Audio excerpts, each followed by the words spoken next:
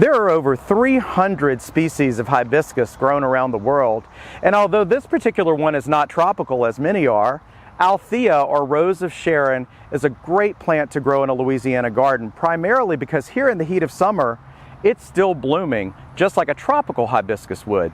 But Altheas are a deciduous shrub though, and you can see these beautiful dark green finely toothed leaves that it has, and it'll typically grow as like a multi-trunk shrub or a small tree, reaching heights of 8 to 10 feet, although you may find some that are larger. Now this particular cultivar is called white pillar, and it's more upright, although some different cultivars may grow to be at least 6 feet wide.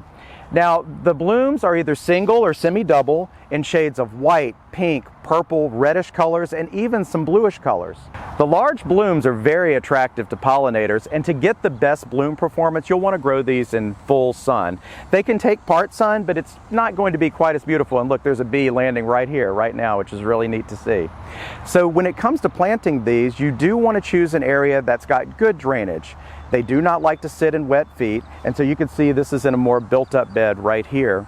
You'll also want to make sure that you plant them in the fall or the winter because they are a deciduous shrub. And when it comes time to prune in late winter or early spring, but they really don't require much maintenance. They're virtually pest-free, and you can see that they continue to grow in this vase shape pretty much on their own. Because of these wonderful summer-long blooming characteristics, it's time to rediscover Althea or Rose of Sharon as a great landscape plant for your yard. And as a matter of fact, many years ago, the LSU AgCenter chose Aphrodite as one of the first selections to put in the LSU Super Plants program. For Get It Growing, I'm Jason Stagg with the LSU AgCenter.